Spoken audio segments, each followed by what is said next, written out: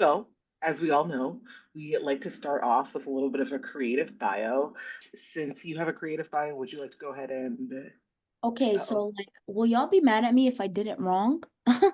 There is no doing it wrong. The assignment is an open prompt. However, you Right. respond to the assignment is how the assignment is supposed to be done.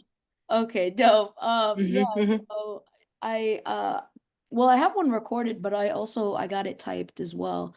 But my creative bio was basically just referencing what inspires my comedy, and just two quotes come to mind when I build my comedy and how I approach my comedy. And the first one is actually by Toni Morrison, which is don't let anybody convince you this is the way the world is, therefore Yes. be, right? It must be the way it ought to be. So basically recreating or creating the world that is necessary, not just being okay with what's handed to you. So I think a lot of my comedy is inspired by that, um, in terms of like question everything, right? That's really where I'm at, is just question everything. So the second quote is the James Baldwin quote that's like one of my favorites. It's like you cannot fix what you cannot face. Um and so like as comedians, especially like my type of comedy, the comedy that I resonate with and I've always gravitated to, was the ones that kind of reflected society back onto the masses, right? But yeah, so basically just as comedians, I feel like it's me personally, I don't want to say doing it the right way, right? Because there's no right way to do art, but Right. like the art that I value the most in comedy is the art that reflects society, reflects Mm, back to society, who we are, basically. So um the quote just kind of like challenges me to face myself, right? yes. And then, analyze not only myself but society around me, and kind of frame it in a way that is like digestible for the masses and kind of motivate them to move, or to shift. So, these are just this is kind of like the basis of my comedy, and how I kind of curate it, is basically just like these two quotes. Yeah. So, I don't, yeah. Hopefully that No, tells you something about me it personally. does. But like, yeah, I didn't understand the assignment. I'm sorry. No, no, No, you I did feel like right. yeah, you did it right. And if anything, I feel like that starts us off on a great footing because we have a strong base of like where you're coming from. Also, way to bring in the greats as a way to start this conversation because I Okay. feel like invoking Toni Morrison and James Baldwin before we even get started is like a great way to start anything. Oh, Yeah. for sure, for sure. Definitely Baldwin is one of my favorites. And that happens to be probably my one of my favorite quotes of his as well. Yeah. Just, Yeah, I love that. And I think that does share a lot with us about you and how you choose to approach your comedy, which is an art form. Because not everyone takes that stance, or not everyone considers that, a part of Yeah. the responsibility. So I really, I do think that it shares a lot with us. Simple, but really effective. Hmm. all Hmm. right, all right, cool. I was nervous. I was like, oh no, it's too late. It's too late to it's too late to think of something new. Oh, No. that was cool. I was Also, curious this how you is were going to integrate that, because I'm like, coming from the comedy background, how is, what I mean? It uh, would be interesting to see how you approach it, but this was perfect. this is great. Wait, Yeah. you said you come from a comedy background? No, I was saying Oh, the I was like, family what? no, Okay. nah, not quite, but yeah, we have so many different guests, and because of their different backgrounds, like we have people who do have like a musical background, or so I was just curious how you would approach it, and so I think this is very true to who you are and what we know of you. Mhm. Yeah. Also, this has come through liberation. You can't go wrong if you mention Toni Morrison, James Right. Baldwin, any of the greats. Like Yeah, but the like great, for sure. like it is accepted here. Legends. Yeah. Legends, Yeah. truly. Bonus Uh, point for bringing it up, actually. That's right. mhm. So we want to kind of get right into understanding even more about you. Yeah. We found you through social media, particularly Instagram. And so everything that you have shared has resonated with me personally. I really love your approach. It's very you. It's very, I haven't found another, I mean, I kind of consider you an influencer. I don't know how you consider yourself, but you've been very influential in my journey. And so we're curious to know if you could tell us a little bit about how you even got into the social media world, and what are some of the steps that you've taken to build community in the online space, if any? Yeah, I mean, like, I was kind of forced onto Instagram because of comedy. They were kind of like, you have to be on social media if you're gonna do comedy, because the way that comedy has shifted, and this was before I even knew what my path was in terms of comedy. But they basically were saying that in terms of comedy, they're looking for people who already have the platform, regardless of what the content is. If you have the platform, they'll give you the stage, they'll give you the show, they'll give you the special. Wow. So hop on the internet, build a following, and then Mhm. you'll get the Netflix special, whatever it is, right? Mhm. And it's like, okay, well, great. And this was like after my first show, right? Now, 2 shows into comedy, I was like, I don't care. I don't Yeah. care anymore about like this, because I realized like who I was and what I was speaking on stage, like who I was did not match what I was speaking on stage. And Yeah. so there was just so much internal conflict there that I like quickly began to shift how I approached comedy and even how I approached social media, right? Um, Mm. because in the beginning I was like, oh, what's the clickbait, basically, like what type of comedy can I post that will get What people people want to hear. Yeah. right? And it's Yeah. like shortly after it was basically, hey, I had this experience today. I don't feel like it was okay. Does anybody else feel like it's okay? Am I insane? Or so I kind of turned it into like my own like kind of journal, because I hate to write. Wow. Um but apparently I love the sound of my own voice, so I just started recording. Okay. And eventually it kind of resonated with people, and I slowly started to like understand that I can build a platform, not even a platform, but really a community of people and like-minded Mm. people who share a similar vision. Yeah. Even in terms of comedy, I was like, Yeah. it's a very obviously white dominated industry, very racist, very capitalist, very Yeah. high, just all of it, white Yeah. supremacy, the whole nine, right? Extremely exploitative. And I was like, okay, well, how do we, I'm not the type of person to kind of like suck it up. So I'm like, I can find other people that think like me and kind of like, Mhm. so that's how I got onto that.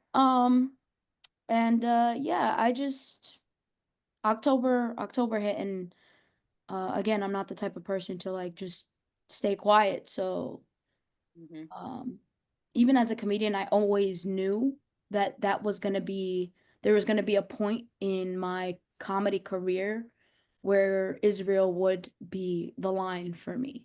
And so like I Mm. would have to choose between silence or the colonial version of success.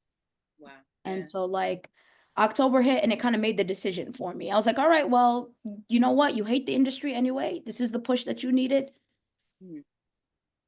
Hop on the internet and just say free Palestine, fuck all you Mhm. naysayers, and see what happens. And so Yeah. I know that was like a lengthy response, No. but Um, One of the things I noticed while you were talking was like you shifted between a platform and a community. Can you talk a little bit about the differences between what you feel like a platform is versus what you're trying to build at like a community? yeah, I'm like these past like few weeks too, I've really started to see and it's amazing because I was talking to a friend who was saying that like we kind of this past year, a lot of people have been saying they're going to shift their mindset, right, to a decolonial Yeah. mindset. But what we've really seen is people just shift from one platform to a different platform. And it's still kind of the same hierarchy, but Mhm. it's just like this person is now speaking on Palestine versus the person that was speaking on, you know, shopping. But it's still hierarchy in a sense, and it still lacks like communication and like giving and taking of knowledge and information. It's still very much trickle down. Whatever I say goes down and nothing comes back up. And so like for me, and this is not like something I've specifically noticed in the past month, but I've seen how dangerous it is in this past like month and a half or two, um, leading up to the election day. But yeah, so I've just been like, okay, well, we don't want to recreate the same Yeah. systems basically in the same like hierarchy that we've had under, of course, I mean, I'm sure we all know this, but like, you know, you swapping out the face is not going to change the problem. And Yeah. like, yeah, so building a community was very important to me. Is like I want to learn, and I know that every person on this earth knows something that I don't know. And you know, I don't necessarily have to like people to pay attention and learn something from them, even if it's what not to do. So like Yeah.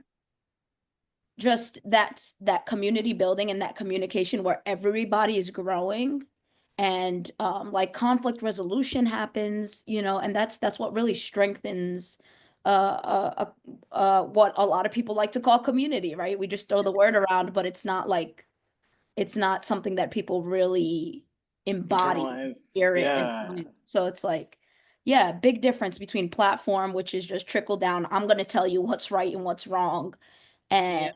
everybody's going to be like either yay or nay, and the naysayers need to go, Exactly. versus community, which is I'm going to share my thoughts. Mm-hmm. Do y'all have thoughts? Mm-hmm. Do your thoughts align with my thoughts? If not, how do they differ? Do you have a point that I missed? And now everybody wins, you know? Yeah. I really like that as a way of thinking about it because it shifts social media into like a thing that we can all learn from each other from, and like and even a way to potentially practice community in online, even though there's like a lot of ways that like the whole like the naysayers can go fuck off, and it's like that's not what this is supposed to be. We're supposed to be able to like talk to each other and like resolve conflict, and then also not necessarily like X out each other for our differences, right? Or like Yeah. be able to listen to it and fold them in. Yeah, absolutely. Absolutely. I think don't get me wrong, I'm pretty strong-willed. Like there's no denying, like when I do hop on the internet and I'm like kind of angry, I'll be like, "Listen up, motherfuckers." You know, like I'm just, I think we've seen that once or twice. yeah, once or twice, once or twice. But like also it's like it's more of a remember, like I yell, but it's more like a remember who the enemy is. Like it's not like I'm yelling at y'all to be like, you know, you guys are garbage and like you're, Yeah. it's more Yeah. like focus on like defeating the internalized enemy within your own mind. Like, Yeah. you know, Yeah. and it's so I mean, I'd be angry though. I'd be angry. I, I mean, have you looked outside? There's a lot of reasons to be angry. there's a lot of reasons to be angry. Just, And you know, I love how you brought it back to that too, because I do think there is a fine line between like challenging each other in a way where we need Mhm. to be challenged, because that's Yeah. like a feature of authentic relationships, which shouldn't, Yeah. stop just because we're on social media. yeah. If you're going to build authentic community, we haven't arrived, right? We Right. have to constantly be holding each other accountable.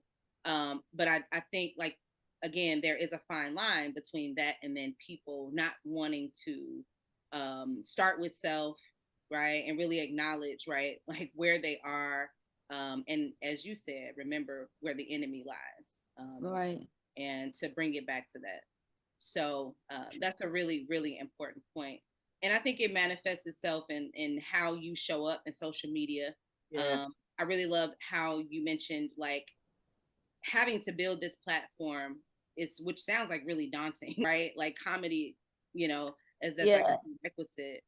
But just like being vulnerable and just being open and honest, attracted like in a lot of ways your tribe, the people who are I think very um centered around the topics and who you are as an artist.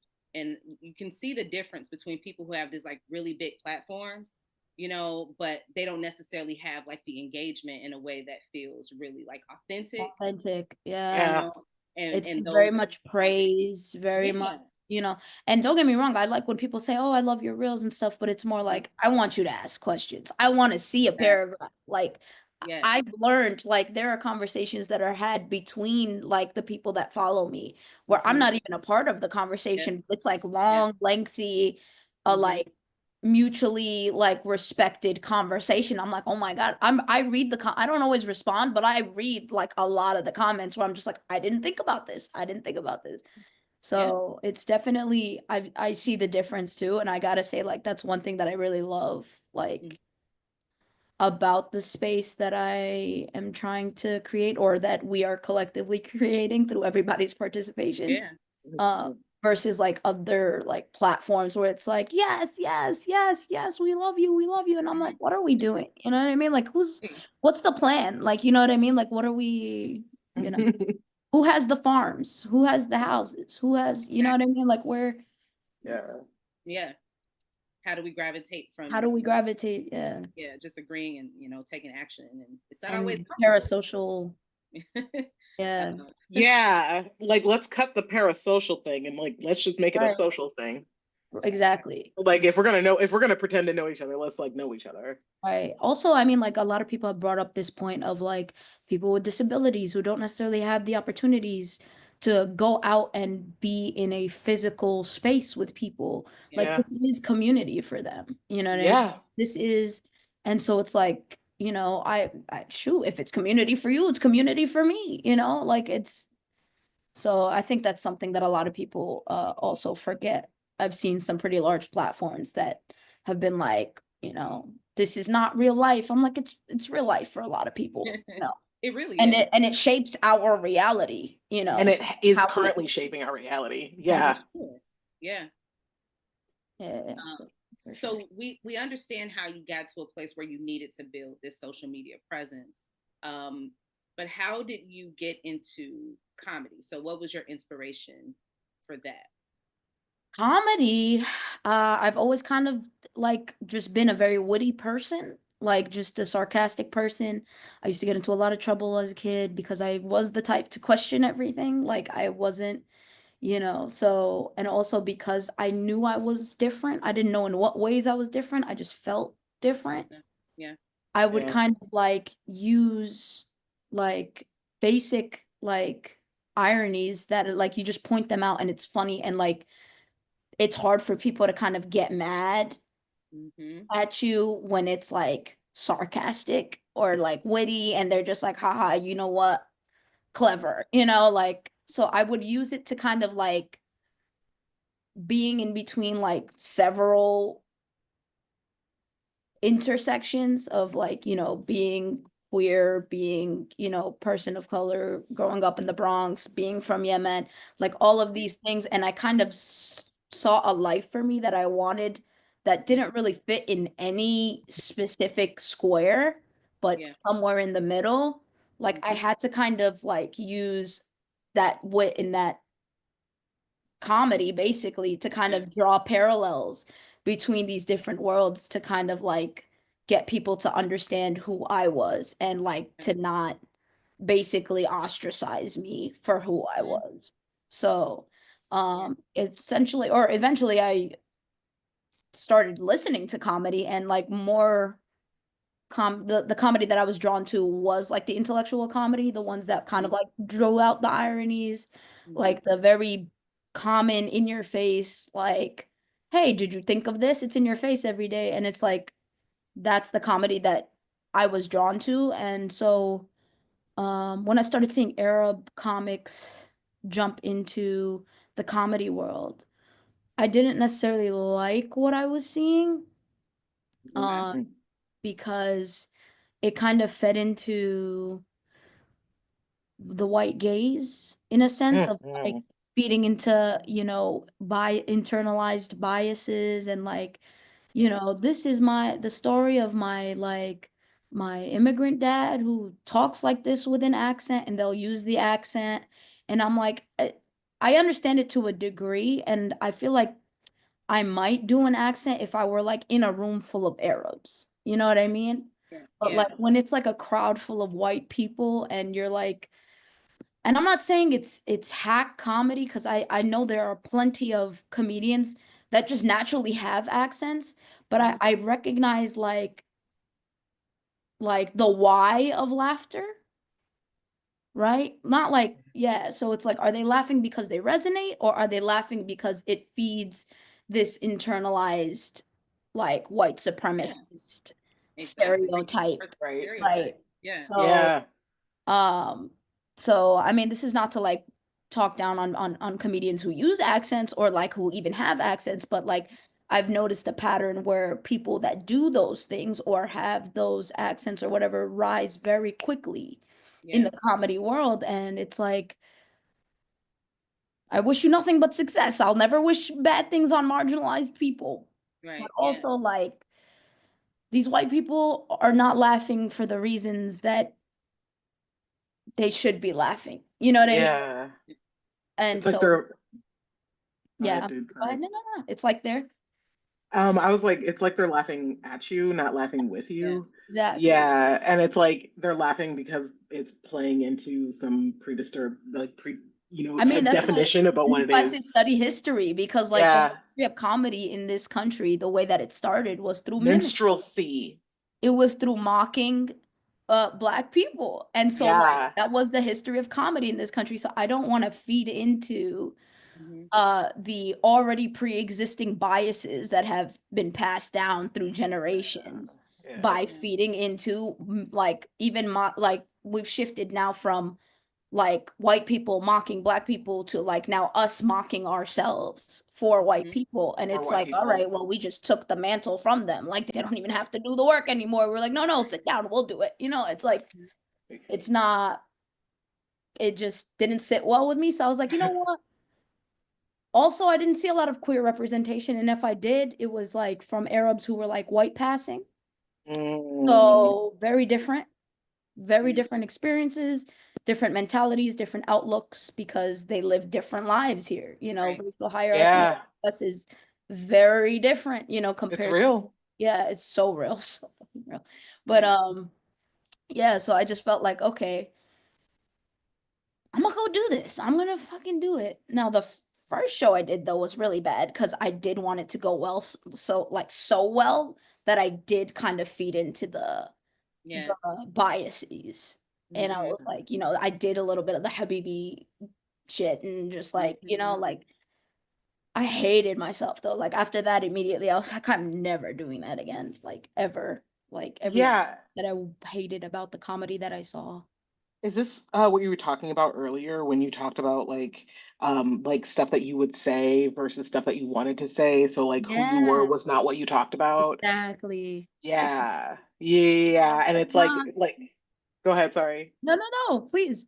No, it's just interesting because it's like, you do a thing. And I think like there are a lot of folks, myself included, who have done a jig and then was like, what the fuck? And then like it really like, Yeah. Yeah. And in right? so And many ways, Pressure in the moment where you're just like, yeah.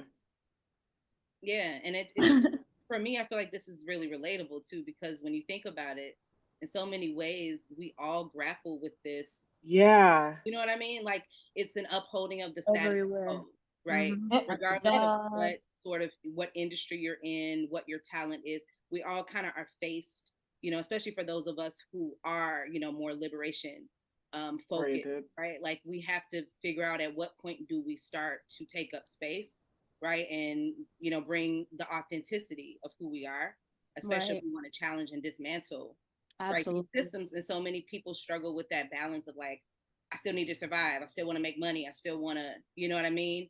Right. And I think what's so important about you is that like you're showing that it's possible, right, to be your most authentic self or to continue to push yourself, right, on this journey, and not have to conceal and uphold and continue to uphold and be a part of upholding these systems. Yeah, yeah, yeah. I Yeah. appreciate that.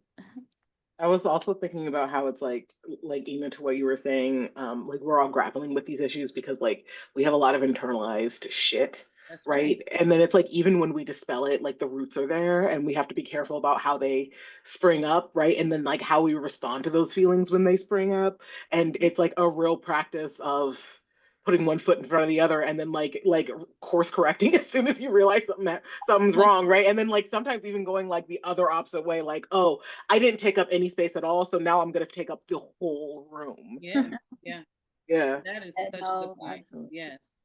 And a lot of us aren't there yet, right? And I think Yeah. maybe that's, there are many comedians who are doing it because it's what they know, and they're not in a space where they even understand that they're consciously they're not aware of how they're upholding these. So I say read history. It's so important. It's Like so real history, real history. Yeah. Yeah, and it's like It's so history from important. multiple points because a lot of folks don't realize, like, as someone who's a history buff, and like I like to say that I specialize in American atrocities because there are many. But like the thing is like you have to be careful because history is told from the winner perspective, and it is propaganda. You have to read a lot of different perspectives in order to figure out what Yeah. actually happened. That's so true. So Yeah. speaking of, since you already mentioned history and we want to talk about like your relationship to history and art, how does your love for history and culture play into your comedy? How does it help you think about your jokes and what you want folks to think about? Yeah, I mean, like one aspect of like how history shapes my comedy is like just the way that I approach it, like the way that I am very intentional about what I joke about and how I Yeah. present myself. Like Mhm. just knowing the history of comedy in this country is what kept me like like immediately after like my first show. I was like, oh no, no, I'm not feeding into this. And that's Yeah. because like I understand the roots of it. So I'm not just hopping on a stage and being like, oh, they like me, they're laughing, like I know the why. And that comes from history, from knowing history. Mhm. And so like that's one huge aspect that shapes my comedy is like knowing who historically has like um benefited from like this type of comedy as well as Yeah. uh Ooh. like yeah, just these types of or like and who's the recipient of the comedy like historically. And like even now the way that I curate my comedy, I've pulled myself from so many comedy clubs because I'm like my comedy is for people like me. And Mhm. they're not in comedy clubs. They're historically not in comedy clubs. They're historically not the people who could even Yeah. afford to be in comedy clubs. So Mhm. like, you know, it shapes my comedy in like literally every aspect, but Yeah. also the way that history repeats itself, right? It's cyclical, right? And like this whole situation is cyclical because we don't know history and or Yeah. not necessarily. I mean, we Blatantly. know it, but we forget it, And like immediately. And there's a difference between knowing a series of facts and knowing the hows and the whys, And right? then Because like a lot of folks read about World War II, but now and like the Holocaust and shit, and now here we are, and folks are like, yeah, no, for sure, for sure, for sure. Also that history is like people who like really study history understand that it's like it's consistently being created. Like we are yeah, in this we are, moment. So it's yes, like it's Yes. linear, it's not just fixed points in time, it's just moving pieces. Mhm. Right. So, like the way that I approach comedy and everything is like I do reference history, but I also reference how we're again in this point as if we weren't 20 years ago, 50 years ago, Yeah. 120 years ago. Like, Mhm. and these are like I can literally point to 20, 50, and 120 years, and it's the and same. it's the same Yeah. And here thing. we are again. How? Yeah, You know, could it yeah, Yeah. because we're not paying attention? Is that, yeah. Could it be so that we're letting the same amount of people make the same decisions every time? And of I course, they're gonna, wonder how we keep getting here. So yeah. So it shapes my comedy in that way as well. And it's important to me that I like bring up like the cultural aspects as well. And how essentially white supremacy has um mutated our cultures in a I way. love mutated It's as a word. it's definitely mutated, like it's Yeah, some sort of weird uh Mm. nasty creature at this point. But it's like how did we get to this point? A lot of my comedy is based off of like just waking up. That's literally most of my comedy is pretty much like, hey, connect the dots. Hey, you know, we were here, now we're here. How? And so, you know, I like to point out a lot of comical ironies and like, you know, queerness and my culture as well. Like there's like ties that I see very clearly, that have kind of been withering away because of colonialism, and patriarchy. And so like I try to tie these things in and I make it comical. So basically I focus on the message that I'm trying to present, and then I add the comedy to it, and I kind of sculpt it to be funny. Yeah. And then present it in that way. But yeah. Yeah. I have so many follow-ups. Yeah. Go ahead, Ina. Yeah, and I just think just listening to you and thinking about how you think about the message you want to get across, and then you craft it in a way to make it entertaining or to make it funny. It just makes me think, and I know that art it's one of those things where, you know, it's subjective, and the perspective of the artist and the, you know, the recipient of the art, it may be very different. But I do wonder if, you know, if artists kind of took that approach, you know, to their art, how different the world would be, you know, in terms of helping us understand. Because as you mentioned earlier, we understand history, but we don't. I mean, I'm gonna lean heavy on the we don't part, because a lot of us actually don't understand history, especially African Americans, right? Because just, you know, coming up in the school system, being taught that our history started with enslavement, right? Which is absolutely not true. But just being able to trace back, like there's a lot of privilege in that, being able to go back and understand your lineage, and you know, it's just not a thing for so many of us. And so, you know, art is something that I think is, you know, pretty universal. We all kind of connect in some way. How much different could the world be, you know, if artists kind of took that stance? And we'll talk more about that, but that's just a thought I had. No, it's an amazing thought, honestly. I was having a conversation about it with a friend the other day. Winter, when you were talking about like who historically has benefited from comedy and who are the recipients of comedy, and then like where you can go, where your message can reach your people, it like reminded me a lot about access, and then even what we were just talking about in terms of like the internet. And so is that kind of like a reason, or like a helpful coincidence of your internet community, is that like, you know, your comedy can reach the people that it's meant to reach because they're not in the places that you're not trying to be? Yeah, I mean, that was like the internet aspect of it was an after the fact. Like I wasn't thinking about it, which I guess is a privilege, right? Because I'm not in a space where I can't leave.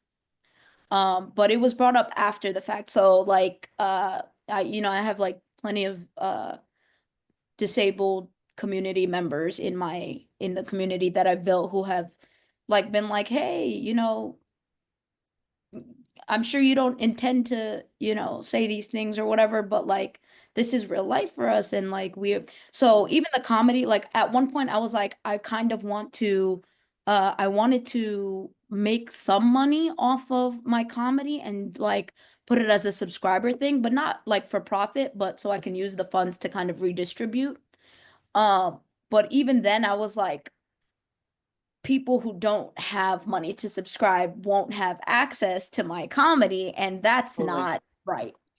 And so I'm not gonna lie, like this past year and a half or whatever, I want to say year and a half, right? Almost. We're getting there, which is horrific. But it has really reshaped, and I've only been in comedy for like 2.5 years. So it didn't take me long to reshape my thinking, but like completely reshaped how I want people to have access to I'd rather actually the wealthy not have access. You know, like you could only find me in the gutter, so come find me. I love that. And that's really I do too, it's like you're gonna have to go amongst the degenerates. Yes, come find us. I'm gonna be find me. If you really And even my page, the way that I curate it is really like I don't really address I address people in general, but it's not fixated on like white people do this or white people do that. It's more like I'm gonna talk to my people and people who get it, and white people who have already done the work of like getting past the racial hierarchy, which is like the largest stepping stone in the hierarchy, will find me. But I'm not Yes. gonna be like, hey, white people, like that's not, I'm Yeah. not gonna waste my energy trying to teach people that need to get there on their own. So Yeah. Yes, yes. And so that's on decentering whiteness. and that's on decentering Mhm. whiteness. But like, yeah, so that's kind of like how I'm now, like that's how I'm curating my social media and my comedy now, is like you're gonna have to find me with the people that need the community. Like you don't need anything. You'll be fine. Even if this all goes to hell, you'll be fine. You know what I mean? Like I'm gonna be with people that need me. I don't need to be trying to live amongst Right. um, you know, people who are very well off and Yeah. resourced. Yeah. So Love that. Yeah. Hell yeah. yeah, Yeah. fire. So bringing it back to the role of the artist. Yes. This has been a thing, and I think this happens, every time there is like a major there is an atrocity, right, that we get to witness, especially when it's in the social media space, particularly within the last year and a half with Palestine and Gaza, and celebrities who've like been silent or who have just not really spoken or really kind of shown us where they stand when it Yeah. comes to Or who have taken trips to Israel. okay, that Yo, honestly, I was a little crushed. I was like, yo, what the fuck? exactly. I was like, I mean, you could have said nothing, I'm telling you, that would have been better. volunteered. Like that's Yeah. Yeah. I'm glad that everybody just picked up what I put down there, yeah, like all of them just quickly, that with a was quick. crazy. I was like, That was all right, crazy. I I was mean, like, is this real life? Damn. Yeah, it's crazy. Sorry, Enid, go ahead. Yeah, yeah, No, but I girl. think, a lot of like it's a controversial topic amongst a lot of people. Some people think that artists, don't really have a place, or that's not their responsibility. Once they start, they can't stop, or you know what I mean. It's just there's a lot of different thoughts. But I am curious to know from you, what do you think the role is of the artist when it comes to shaping collective? I think that's an absurd thing to say. I think like Right? art is Right. expression. You are supposed to express not only like the reality of the times, right? Which is, we've all heard that before. Yeah, it's expression. So if you have to repress if there's something you can't say, it's your job to say it. You know what I mean? Like that's really what art is. And it's absurd to me that people, you know what it is? It's just been so commodified by capitalism. It's been co-opted. Yeah. So the only thing that art is basically just, I say this, there are people who are capitalists that make art, and then there are artists. Oh, Yeah. Like these are two Whoa. different things. And so like an artist is like, in my opinion, like up my alley, where it's like always, like fight the power, always, question everything. And then there are the capitalists who make art and they produce, they're product makers, Yes. and that's really, unfortunately, we live in such a hyper consumerist society where it's like just consumption, consumption, consumption. It doesn't matter anymore what it is. It's just keep feeding the fucking masses, and it's yeah. And you And gotta stand for something, right? Like you gotta be willing yeah, to, you because I hear that okay. as a theme, like throughout a lot of what you're sharing, because there are Yes. artists who have spoken up and who have lost like a significant amount of money or opportunities or partnerships or whatever, and they were willing to make that sacrifice because I assume they take the same stance of thinking that it's important for them to kind of share like what's happening in the world. right. I mean, it also Yeah. comes down to like again, like genuinely doing the work of like decolonizing our minds and like Right. what is success? You know what I mean? Yes, success. that part. Like, to me, money in my bank account is not success. Like, you know, it's just not. And this, you know, fame, status, whatever, this is all, it's bullshit. Like, what is our life for? You know what I mean? Like, you're just running in this rat race, and I'm quoting somebody's Yeah. song. This dope artist that I met the other day had a song called Rat Race. And so like it's basically about like how we're just running in a rat race for what? For who? For who? What is this Not for us. for? Not for us. Yep. And not even for, nobody wins in this. It's like, what are you? Nobody wins in this. You're not indulging in the actual like beauty of this world. You know what I mean? No matter how much money you have, you are missing out on soul, you know? Yeah. Like, and how much is soul when you like, what is money when you don't have a soul? it's immeasurable, right? So it's Yeah. like, it's one of those things where it's like, if we're actually redefining what success is, then none of this matters. You know, none of the things that they say matter. Yeah.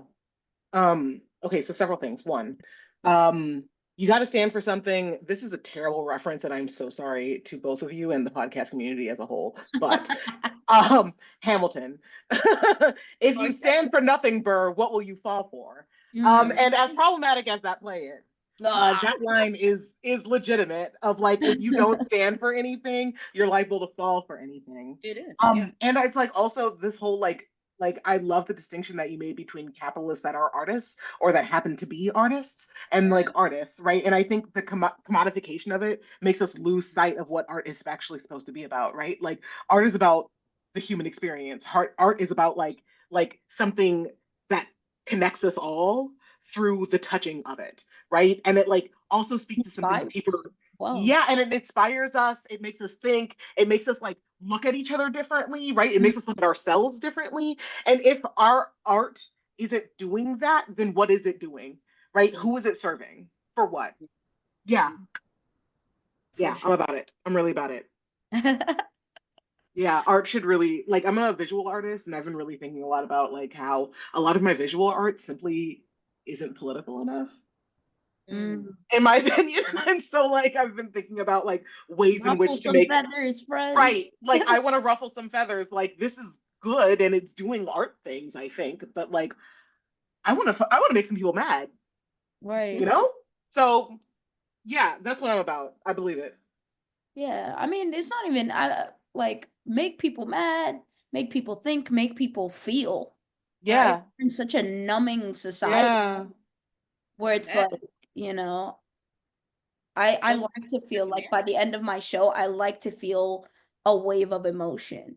Yeah. You know, so just and even the way actually somebody I've been hanging out with some brilliant people, but I love that. Even in terms of like how we give grace and things like that, they said like giving grace isn't necessarily just leaving people alone, but it's more like motivating them to move. So not necessarily like giving grace is supposed to motivate people to move, not be stagnant and like so there's a way to give grace that isn't giving into like complacency.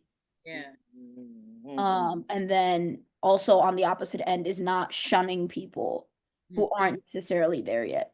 So I mean, you know, I feel like art can also be a part of that bridge of like people who are sitting on a fence just wondering. It could be the thing to kind of pull them in. Damn, Winter, you've been sprouting nothing but facts this entire time. This is crazy. I hang out with brilliant people. Don't give me credit. Don't give me I mean, listen, you hang out with brilliant people because you are brilliant, and all of you collectively are making each other more brilliant. Like you are helping us become more brilliant because we're a community. Likewise. Yes, because we're a community. Yeah, hell yeah. So this is the shit that I'm really excited to talk about because I love talking about gay shit. But you've mentioned seeing queerness in your culture and how you aim to bring that out in your comedy. So I want to hear the lowdown on like where do you see queerness in your culture and like what is that like what's yes, okay. Okay, and then what's important about that, and like, how do you want to deliver that to people, and what do you want to say about it? I just think one, it's everywhere, like genuinely, like Yeah. not only Arab culture, but like my culture specifically in Yemen was very, still is to an extent. It's kind of, I'm seeing it kind of get washed down into this patriarchal whiteness. Mhm. But like if I look at pictures from like 50 years ago, 60 years ago, it's like we have a traditional clothing in Yemen for men, and it's a skirt and it's a wraparound, and it's literally a skirt. It translates to skirt as well. So it's not like there's a manly name for it. It's just skirt. Like Right. a Yeah. woman wears a skirt and a man wears a skirt, you know? We all wear skirts. We all wear That's how you skirts. get So like air. I'm just saying. But like, so just simple things like that where I'm just like, when people ask me, like when people from my own country will ask me like, hey, are you a boy or a girl? I'm like, well, I mean, you're in a skirt. What's a boy? What's a girl? You know? Like, so like just bringing out those kind of like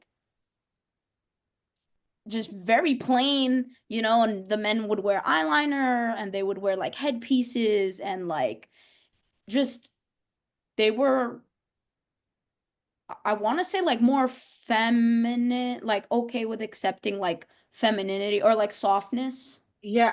And maybe So even that the lines of like what we understand as like what feminine is and what that's why masculine is are blurred, I right? don't Like even it like wasn't really using a the thing like that. term because I'm Yeah. like, what is it? You know, What it's is it even besides some rando when dude's you like saw me perception of what it hesitate should to be? say it, right? Because I was like, it's Yeah. not really Yeah. feminine. It's just, it's not But it this is. super patriarchal, you know, have to be like straight as like, you know, like everything has to be in a clear cut box, Right. you Yep. know, and that's really what colonialism has done to most of the world is like labels, labels, labels, boxes, boxes, boxes. Yeah. Put yourself in this gray blob, and that's where you belong. So I Yeah. the just it's everywhere. I mean, Yemen, like specifically, I you know, the men were wearing like I said, like silver pieces and like the skirts and eyeliner. Their hair was like up to here. They kind of look like if you picture like a very like andro pirate vibe, Mm. and it's That's what I'm like, trying to go for. yeah, hell yeah. So that's really what it was. And I like, as I was looking through the pictures, I was like, I see the degradation of the culture, Yeah. um, as it again mutates into this post-colonial space. And it's like, or patriarchal as well. And that came with like British colonialism and all of these things where it's like, oh, pants, you know, it's like, ah, fuck. Yeah. You came and Yeah. ruined it, bro. We were all in skirts. We were happy. We were happy. It Uh, also kind of reminds me of some of the conversations that have been happening online recently around the Maori and like the haka that was performed in New Zealand, right? And how folks Yeah. would be like, "Oh, why would you stick up for a culture who like doesn't even like you as a queer person?" And it's like, "Hold up, bro. That is colonialism." that Because is, in a lot of our cultures pre-colonialism, they were fine with all of us. We all had and a place. it's not a Right. title thing too. Like the like you just were who you were. Yeah. It wasn't like a, hey, what do you identify as specifically, you know? And I made jokes about that even growing up in the Bronx, like about like people when I started like hanging out in the city versus the Bronx.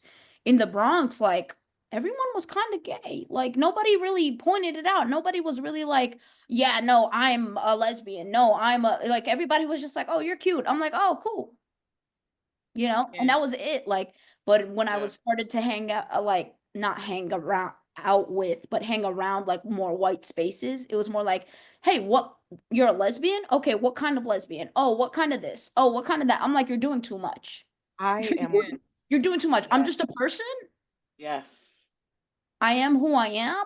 yes, And if I vibe with you, I vibe with you. yes. And whatever lesbian I am changes depending on my mood. Thank you. Exactly. And they were like, well, this is your flag. And this, I was like, that's not my flag. I didn't That's pick not it. my flag. I have a Yeah. whole set about it. White, the white queers always like get kind of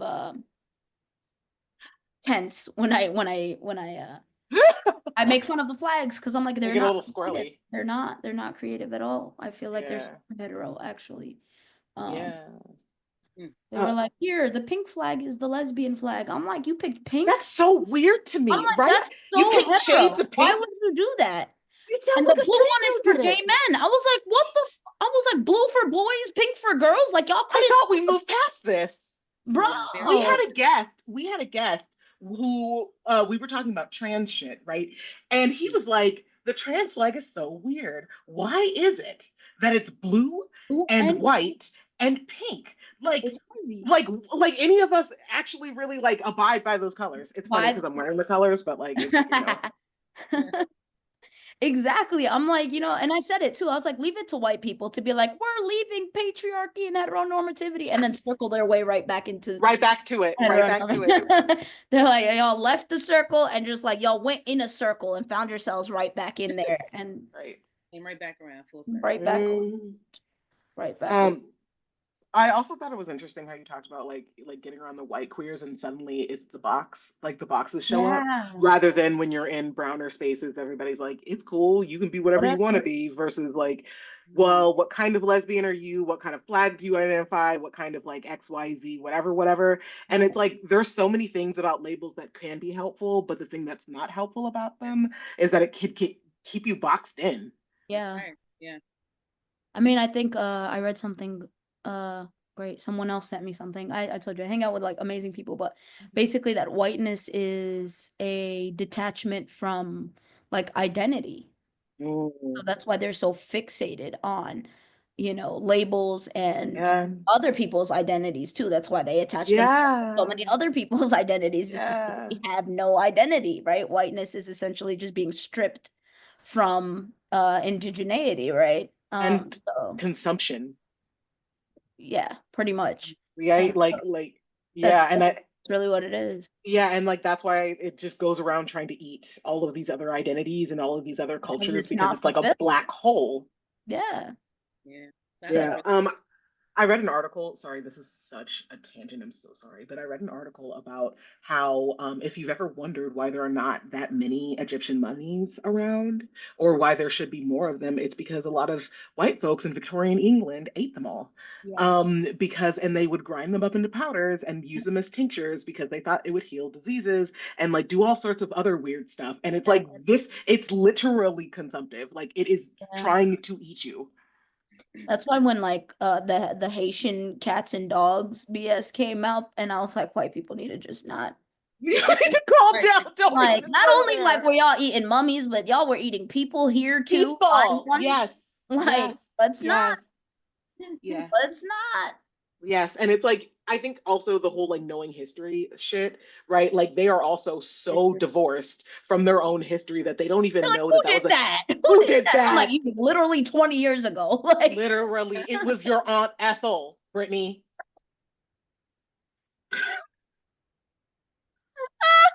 Good old Grandma Ethel, Grandma Betty.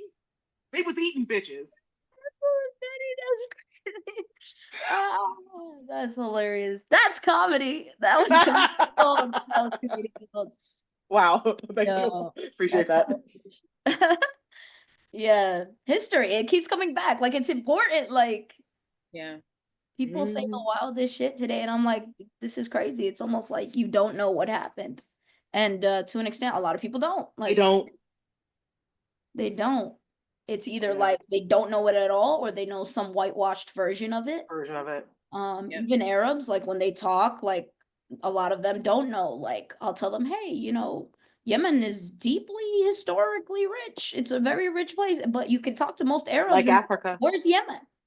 And I'm like, oh, so you don't know your history. Okay, that's nice.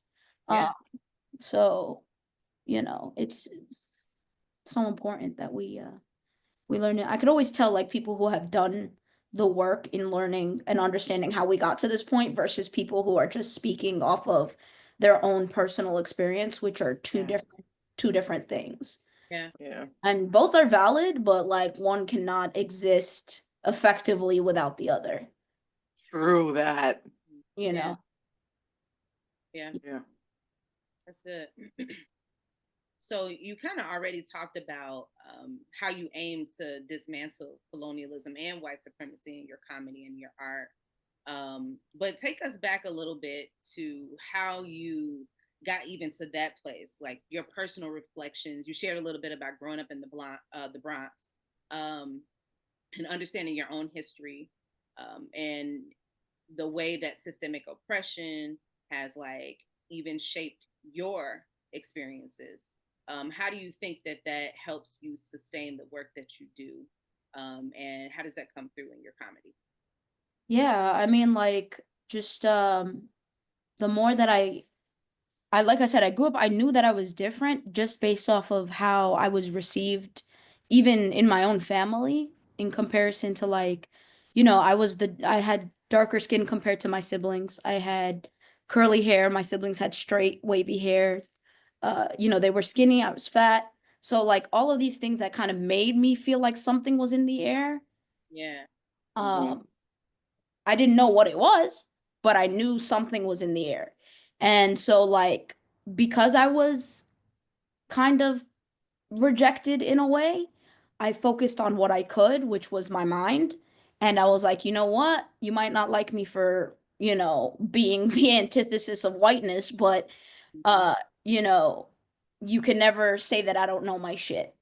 And Okay. so like I focused a lot on like education and like math, like STEM area was like top.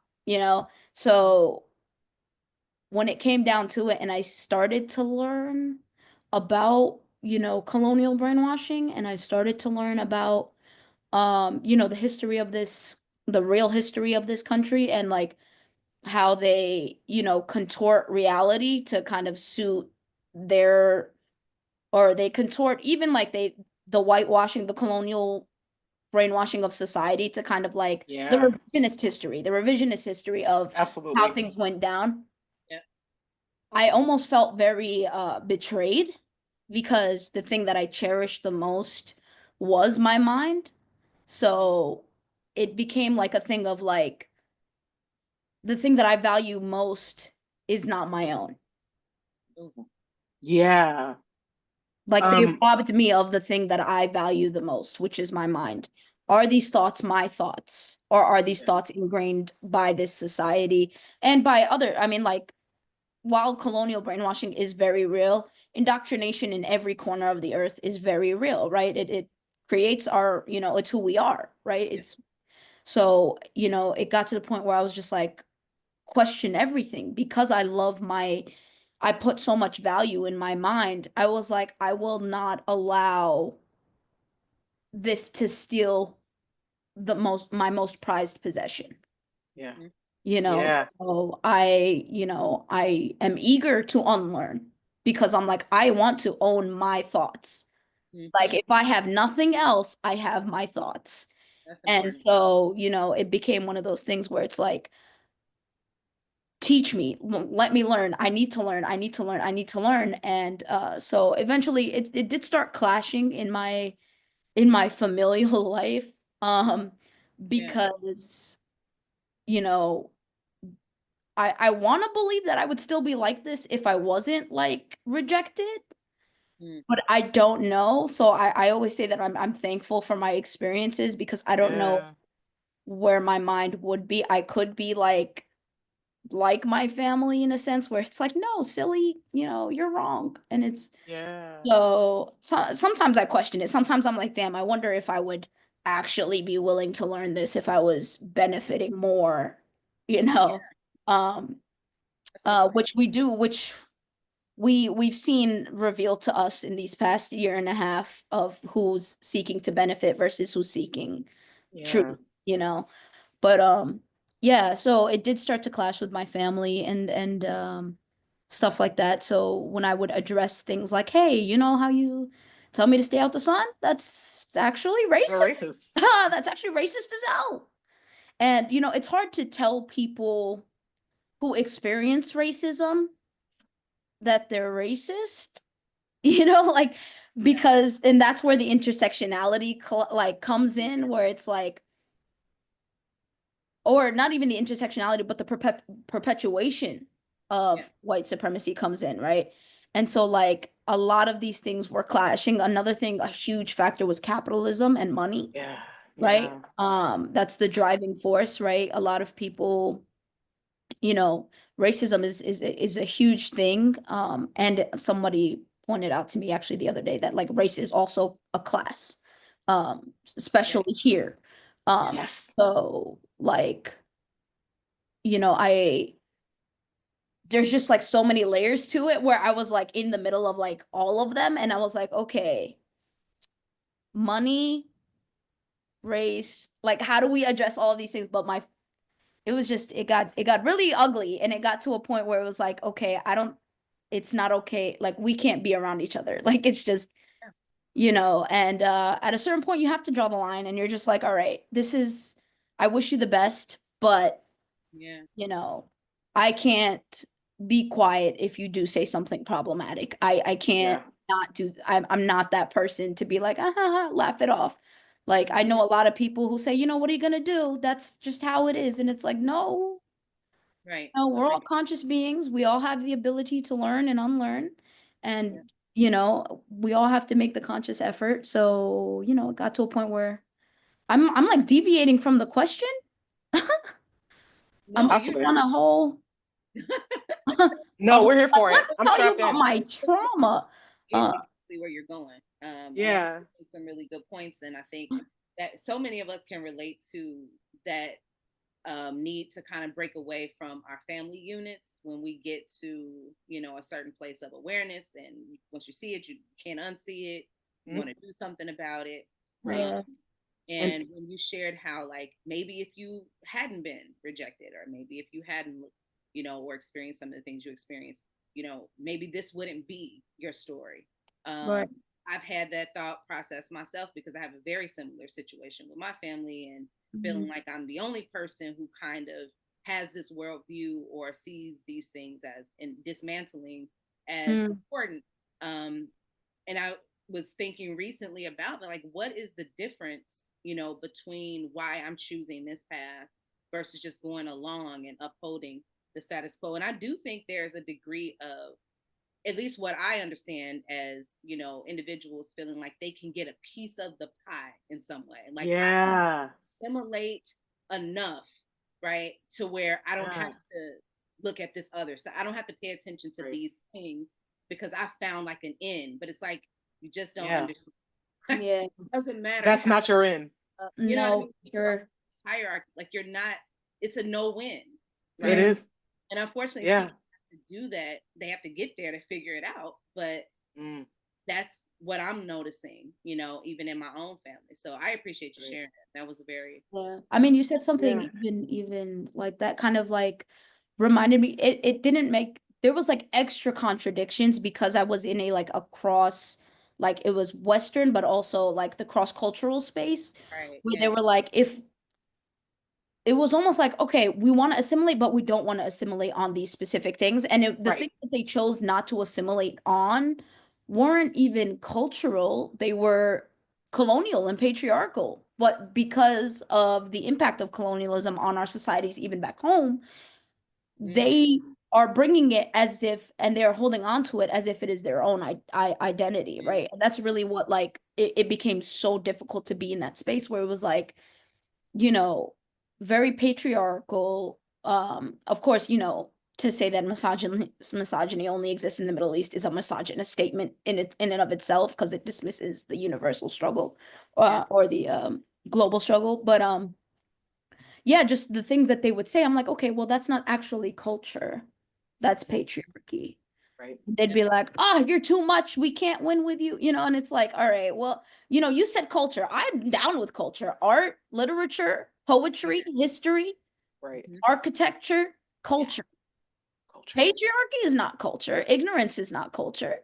Yeah. That part though. And That that's where like, even in terms of like, it's still, even today, it's like very hard for me to find queer people that I can relate to, even queer Arabs, because they've disassociated from Arab culture completely because of that intertwined like ignorance culture patriarchal colonial ignorance and culture being intertwined into one. So they've like essentially dropped, The whole you thing. know, the whole thing. And now they're like just extremely hyper consumerist, westernized, sparkly gays out in the world. And it's like, oh, you're Arab? And they're like, yeah. And I'm like, oh, cool, cool. But like you would never guess. Or like you would never, even speaking to them, there's no like, again, like it's just that detached feeling, right? That lost, like Yeah. identity-less feeling. Um, Yeah. so yeah, so you said assimilation and it came into my mind. It's like they weren't even assimilating in a way that was like genuine, like they assimilated in all of the bad ways and they didn't assimilate in all of the bad ways. And it was like there was no, yeah. I mean, I'm grateful though. I did grow up in a house where they were to some extent, like once it came down to like the hard lines, the capitalism and Yeah. like the internalized white supremacy, that's when it was like, bam, roadblock, you're not gonna get past this. Yeah.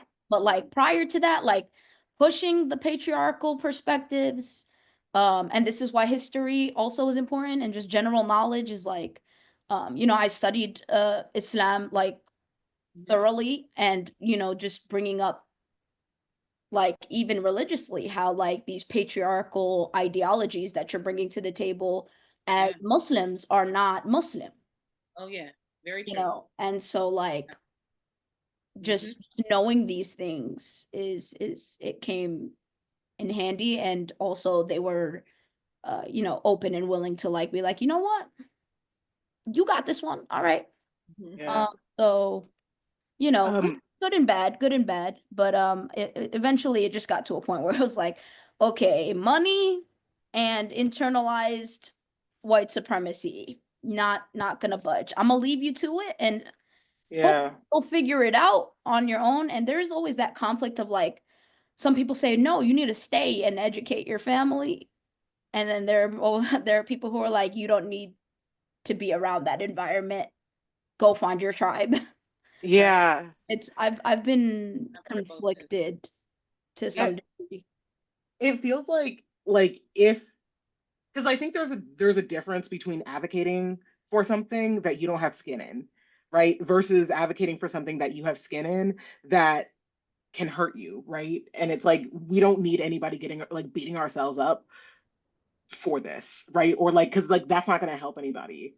And I think that like this whole conversation, I've really been thinking about like banishing the cop inside of you, right? And how like even once we banish the cop inside of us, trying to show other people that they have cops inside of them that they need to banish is like something else entirely. And also like I think there are maybe even, or at least I'm thinking about it as like generational gaps between stuff that our parents and our grandparents thought were like the thing that will save us Yeah. versus what we see and what 100,000%. we know, right? And like Ina and I talked about how for us, like as Black folks, voting was the thing that our ancestors laid their skin on. Yeah. And now it's like we as with our vantage point we can see that we understand why they went hard for voting like that, Yeah. but we can also see how like they as in the government gutted every action, every vote that we had, and about how at the end of the day a lot of our votes don't freaking matter, right? And so it's like there's and it's like trying to talk to my mom about that is impossible. Yeah. And Yeah. also there's the narrative that's like people died for this versus they were murdered. That Oh my god, that's right? Keep reading. Sorry, And I that's mean like I never comment on it because I'm like I'm not gonna, you know, I'm not gonna be the one to have this conversation with you. yeah. Yeah. But you know, I hope, you know, people see the difference, but like the way, and because I love history so much and because I value like even the history here is like how did it get to the point where I'm allowed to be in these spaces, right? Like somebody else put in the work to get for me to be allowed in these spaces. So I really value like US history and like Black radical tradition, like it inspires a lot of my comedy, right? And I mean like the quotes that I um used were from legendary, you know, Black movement leaders and activists and great thinkers.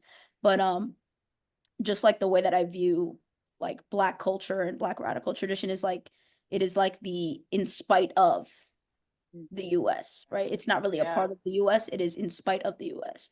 So it's like, yeah, you know, when I hear people say things like, you know, they died for us to be able to do this thing, and it's like, no, like They died for our I freedom. mean, yeah. And it wasn't about voting, it's about freedom.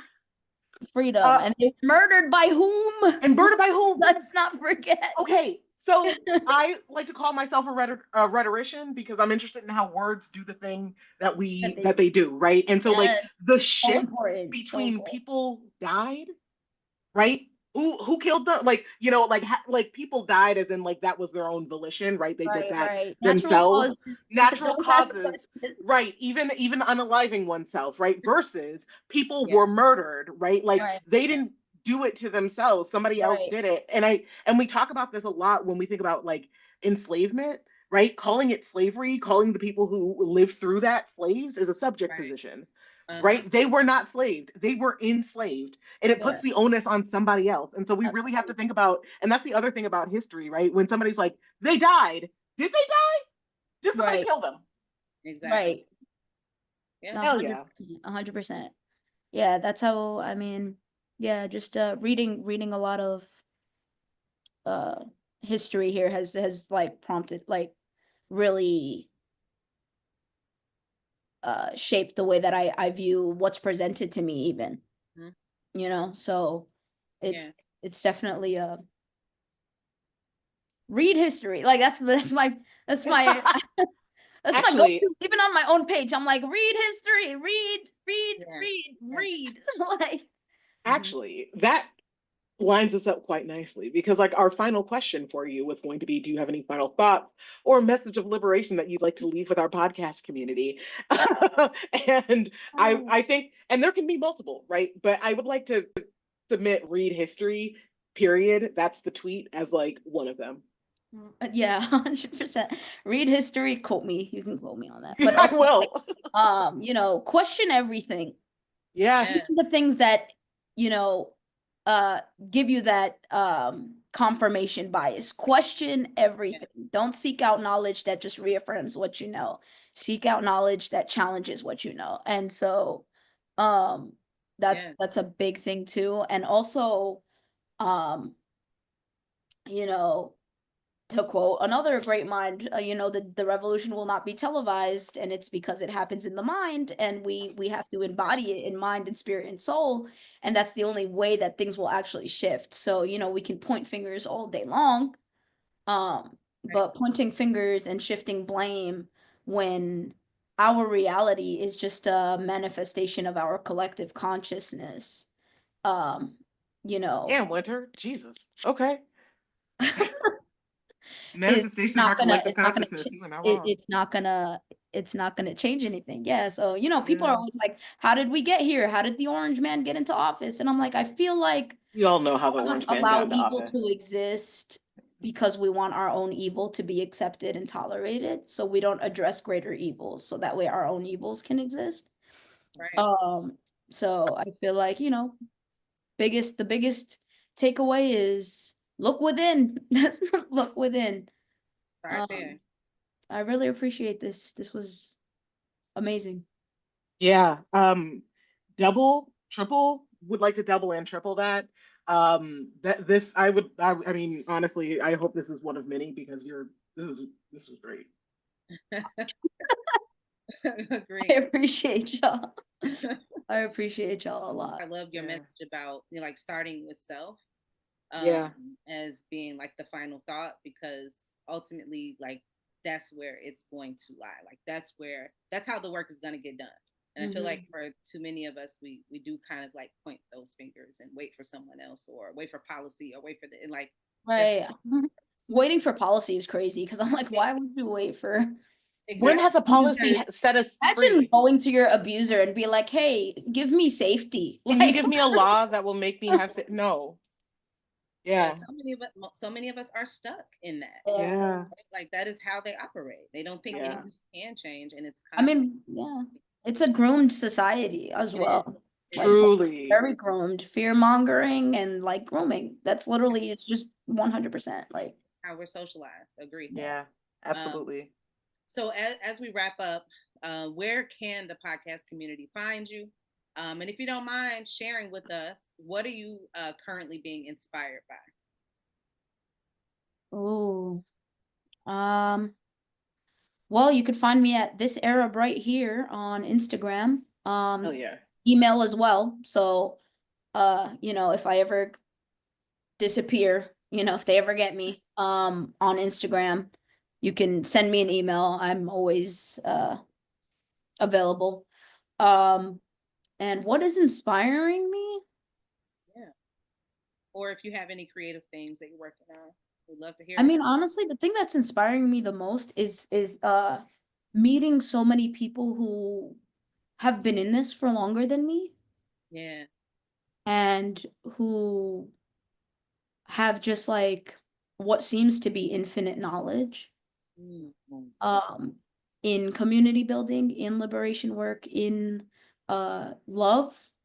Yeah. Yeah. You know, and so that's really been like the thing that's been keeping me going is meeting these people who are just like, they seem so infinite in knowledge, experience, in love, in grace, in wanting a better world, not only for the people that they like, but for the people that they don't like. Yeah. And yeah, wow, you know, yeah. like I don't necessarily like a lot of people, but I do love humanity.